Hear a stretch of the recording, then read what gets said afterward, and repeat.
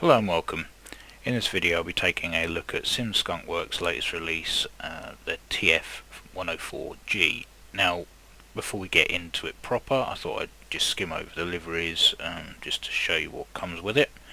So you've got anything from the Italian Air Force, NASA, Belgian Air Force, Luftwaffe, Royal Norwegian Air Force, the Royal Netherlands Air Force, United States Air Force, Hellenic Air Force, quite a nice weathered, beaten up Danish Air Force one there, and of course the Starfighters, but I'm sure there'll be many more user made skins that will come along further down the line.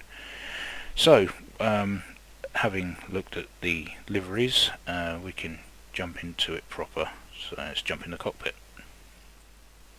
Right, so here we are on a beautiful July day at RAF Leeming. I thought I'd choose Leeming just simply because it's one of the most complete RAF bases I have that isn't too cluttered. So yeah, we're in the office, and before we start looking around and things, I just want to bring this to your attention. If you go into the documentation inside the folder that's included with the module, you'll find the hints page, pretty much like if you've got the SimSkunkWorks G91, you'll be familiar with this, and this basically goes through some of the bugs and configuring things like that. Just basically a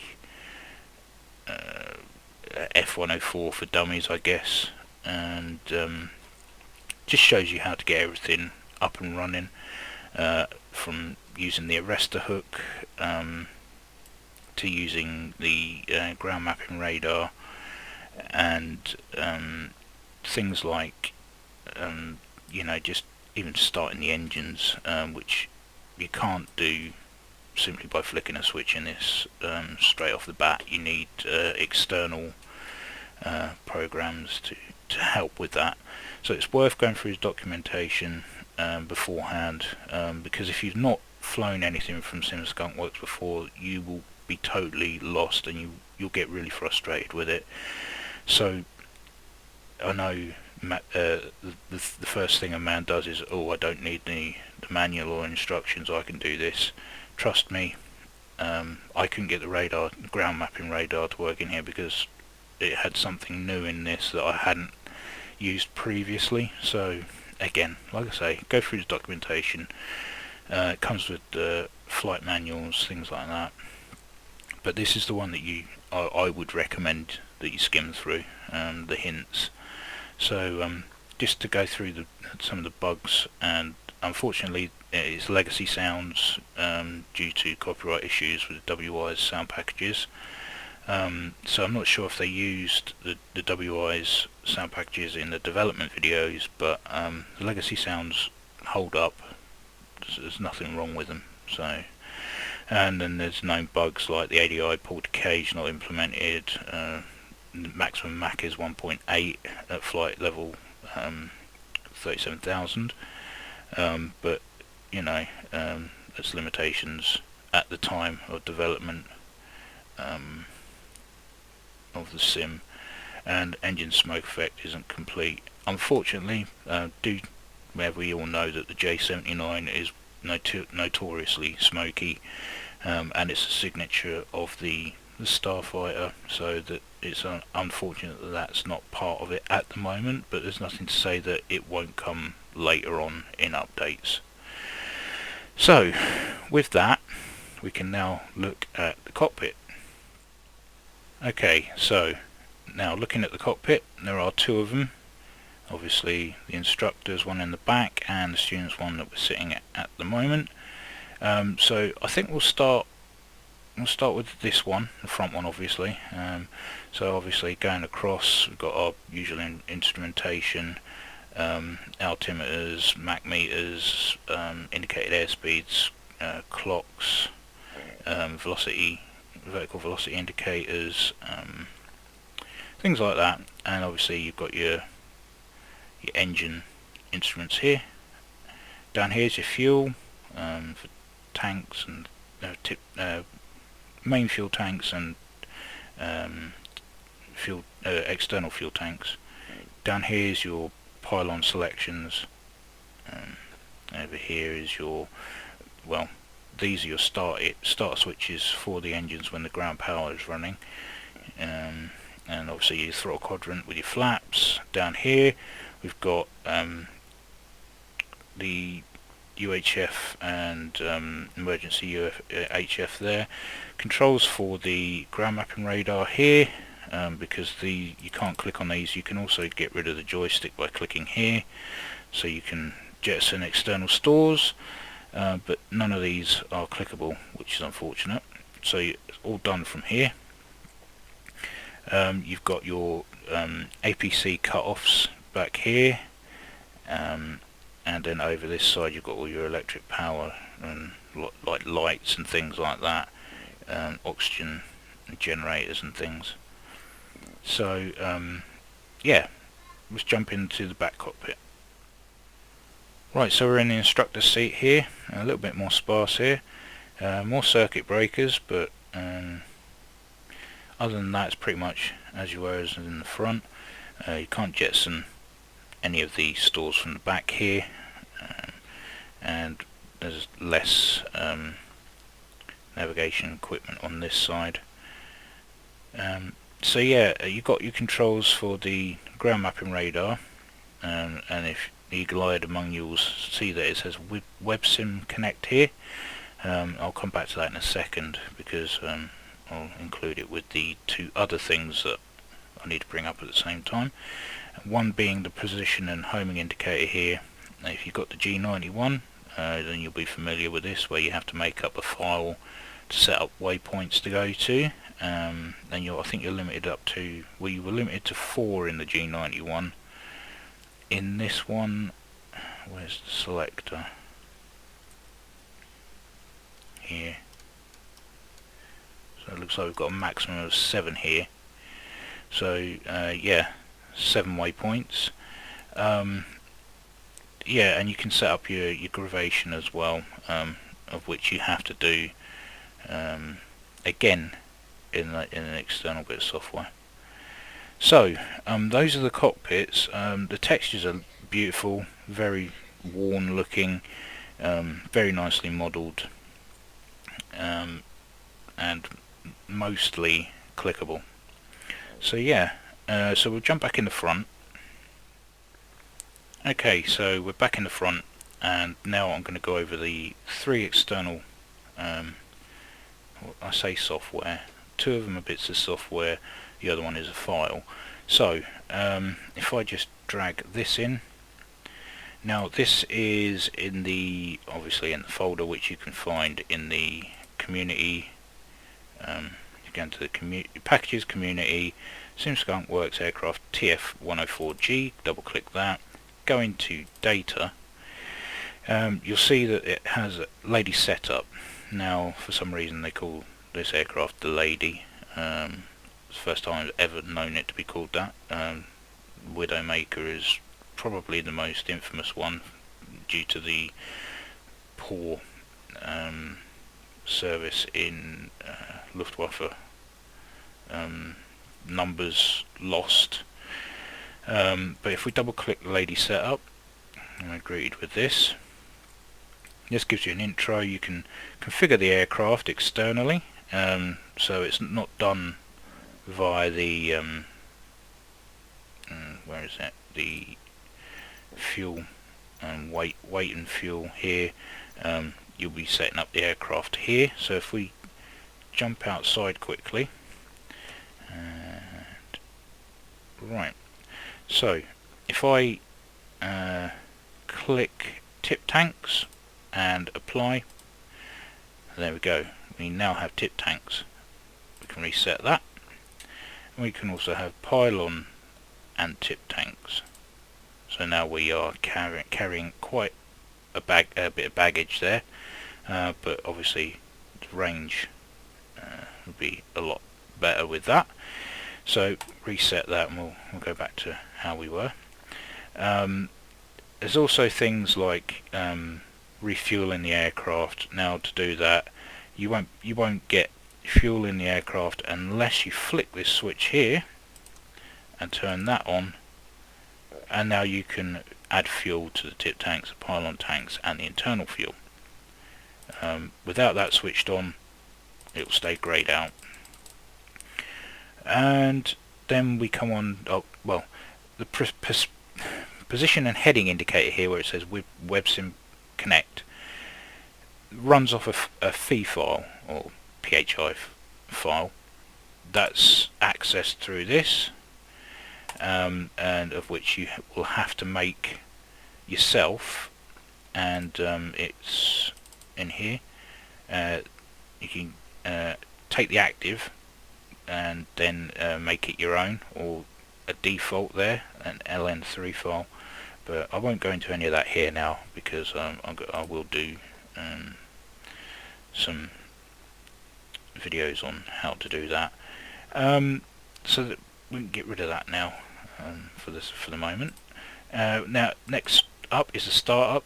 Obviously you'll need ground power because this thing doesn't carry a way of starting itself, so not every airfield in MSFS has ground power units, so this comes with its own, which you can call that.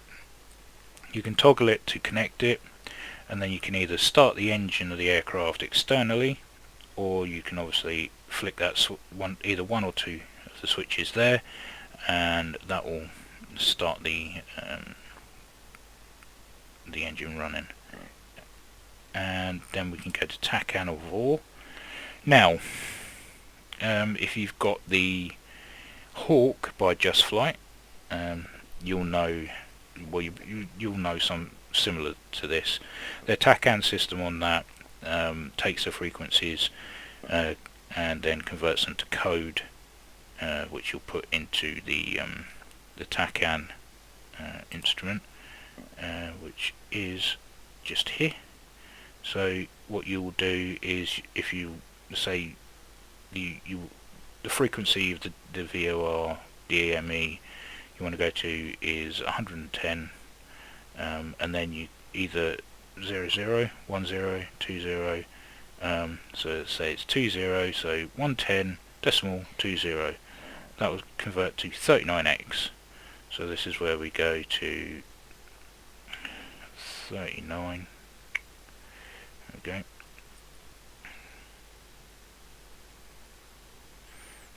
There you go, 3x, 39x. And now with that on as normal, that will now track to that TACAN.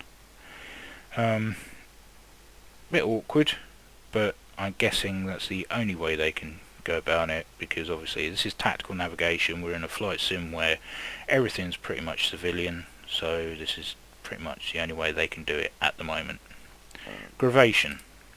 Now this is all to do with magnetic north and true north, and computing to make sure that you're on a correct position homing indicator.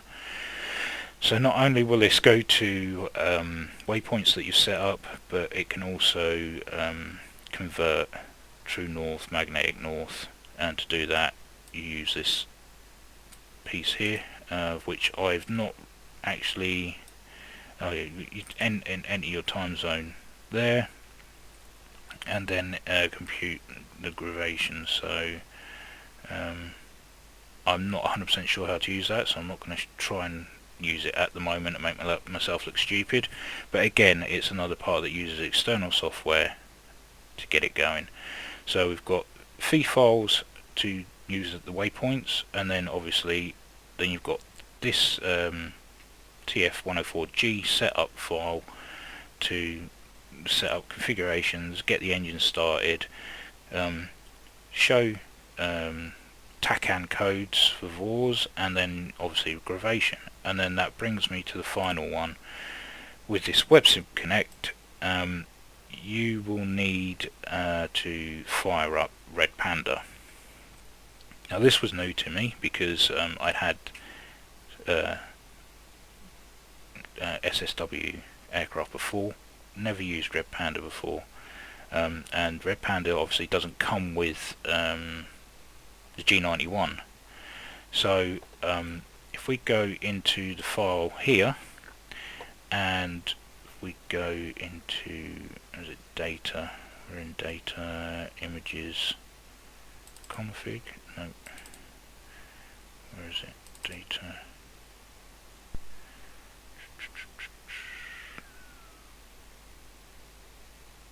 Oh no, I know what I'm at. Sorry about that. So it's HTML UI, pages, vCockpit, instruments, nav systems, SSW, WebSib, MSFS icon. So you double click that. That fires up Red Panda, and now what this will do now is connect to a dedicated server that SSW have, and which they will download. It will tell the server where you are in the world on Microsoft Flight Sim, and now it will show all your data on the scope here.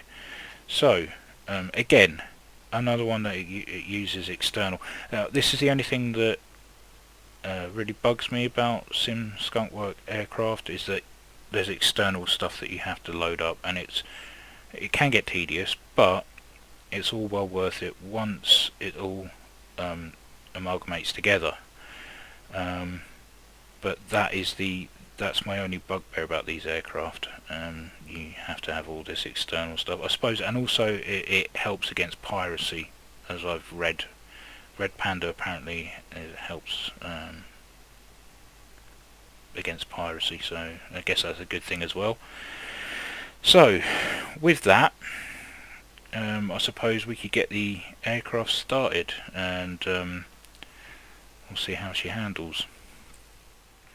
Right, okay, so we'll get the engine started, and to do that we've got to bring this bad boy back in.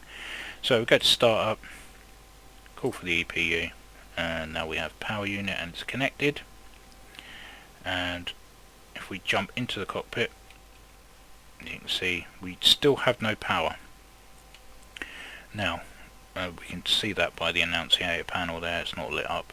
So to switch on the EPU, just toggle it and the plane will come to life. Okay, so with that we can now go on with setting the aircraft up for flight, but we're just going to get the engine started. So flip 1. As you can see, the RPMs are building up.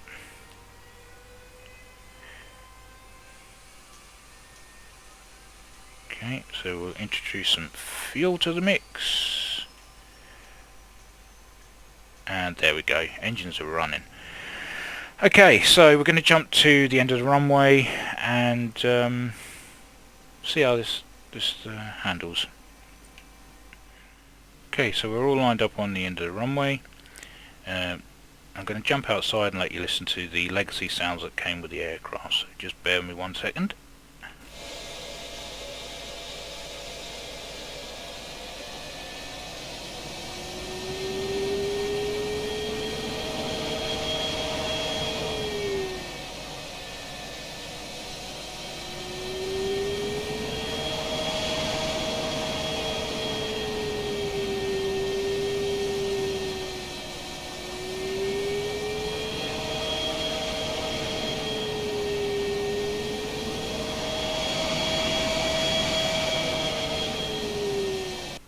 Now to me they actually do sound quite decent, so I mean, don't be too downhearted about the WI's soundtrack not being used, as legacy sounds pretty much hold up on their own.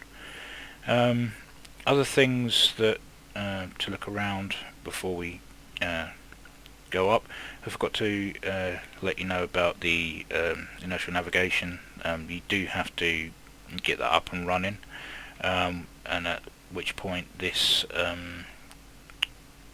gauge will become active.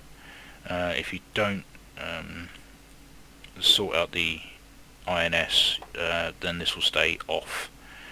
Other than that, yeah, it's pretty much we're good to go. Zero out the barometric altimeter there. Okay, so I'm going to jump back outside again, and we're going to light the afterburner, and we'll see how that looks now that the it's all changed in the latest update. So this should look good.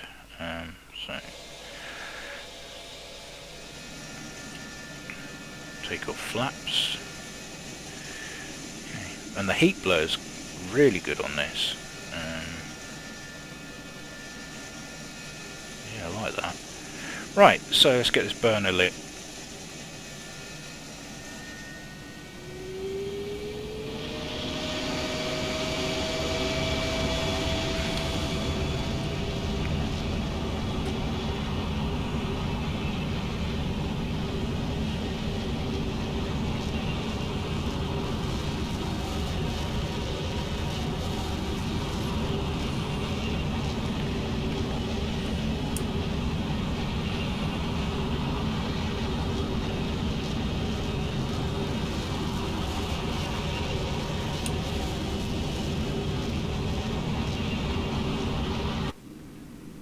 Try a zoom climb.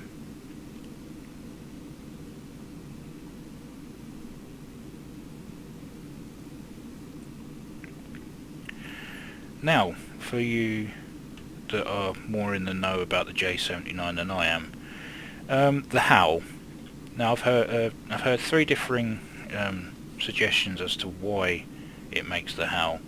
First one is the fixed shock cone at the front, obviously, but that doesn't ring true to me, because the sound is coming from the rear of the aircraft or midsection. I wouldn't say it comes from the it's not resonating in the front like on the Avro Vulcan. So I'd probably cancel that one out. The other one is the stator vanes in the on the actual turbine itself between the compressor stages, causing the howl. That one still I don't know.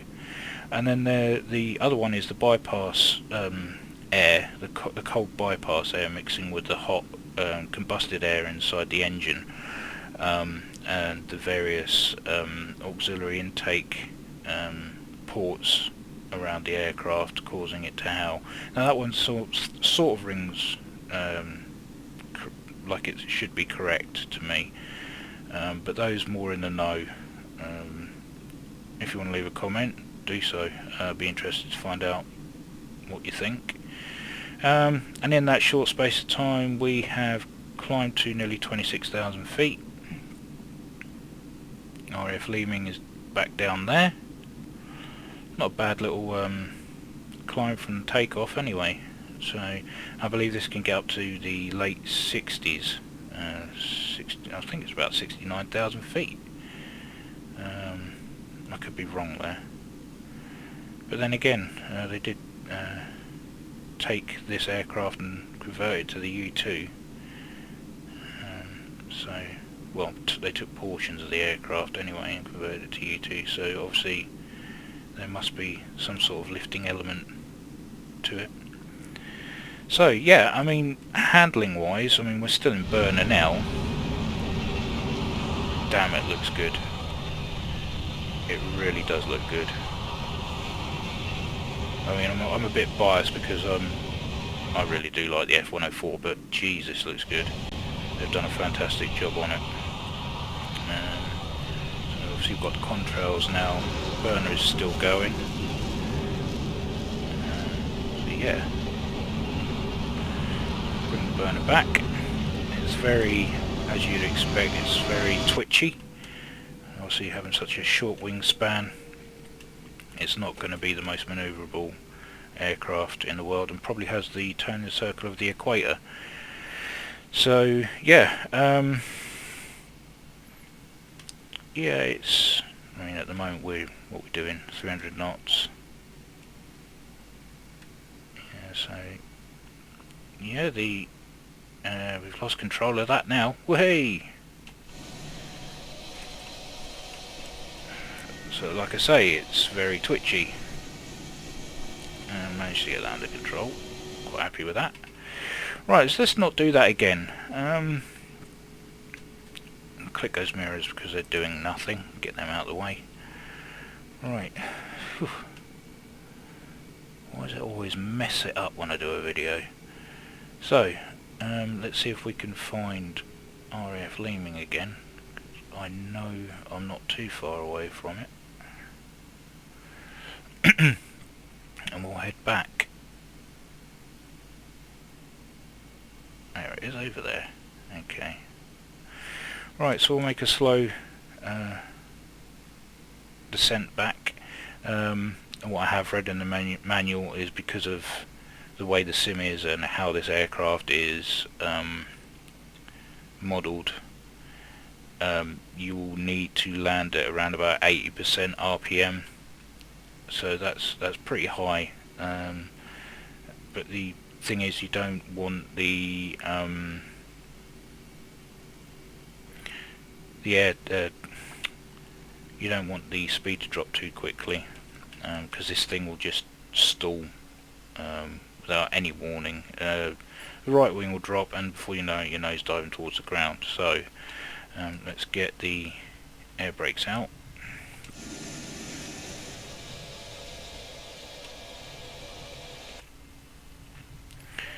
Okay, bring that under 200 hopefully, and we'll drop the gear. Drop takeoff flap. Okay, and again we've got to keep 80% on the RPM gauge.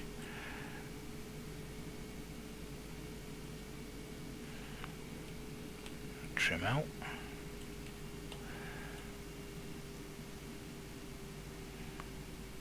Going to have quite a high landing speed.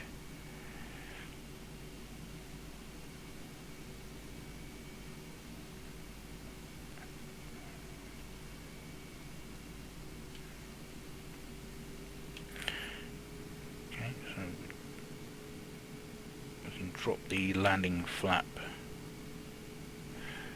now. Usually 4 stages on a F-104, but they've only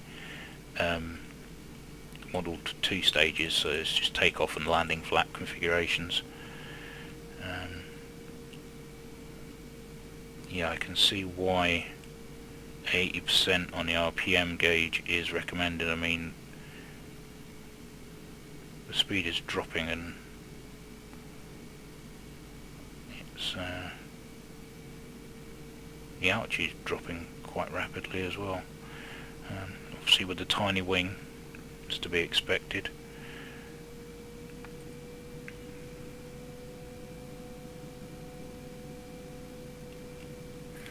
Right, so runway's there.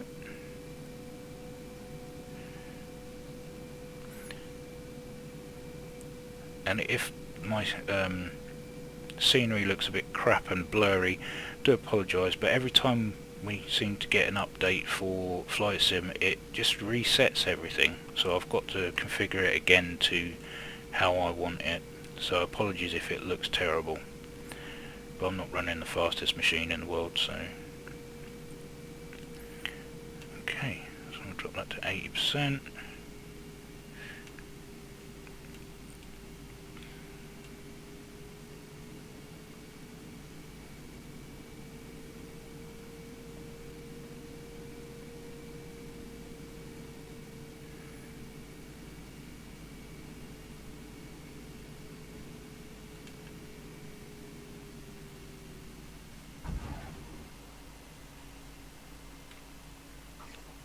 Well, that's my first landing in it. This does have a drag chute, although I'm not 100% sure on how to deploy it. But the brakes work, so that helps. Okay. Well, there's not a lot that I can say that's bad about this. I mean, it's nicely modelled, it flies well, it has its vices, but then the real aircraft did. It's to be expected. If it wasn't modelled in the aircraft on here, then I would be complaining, because obviously you want to be able to fight those vices, and that's where skills are created. If you make the mistake, it's fatal. So yeah, I think they've done a fantastic job, as they did with their G91. Like I say, the only negative thing I can say about this is the external software that you have to fire up just to get the aircraft running, to configure it, to get the ground mapping radar running, things like that. But I suppose it's a small price to pay when the quality in the rest of the product is very, very high. Definitely one of the most striking aircraft that I own on the sim now. Just absolutely beautiful. I do love these legacy fighters. So with that, I hope this has got you interested, or if not, I apologise for putting you off. But yeah, it's worth the money. I think I paid around about £30 for it. Sort of price you'd expect from SimSkunkWorks aircraft, so I wasn't too surprised about that. So yeah, there we go. That's the TF-104G. So if you got this far, thank you for watching. As always, take care, and I'll catch you in the next one.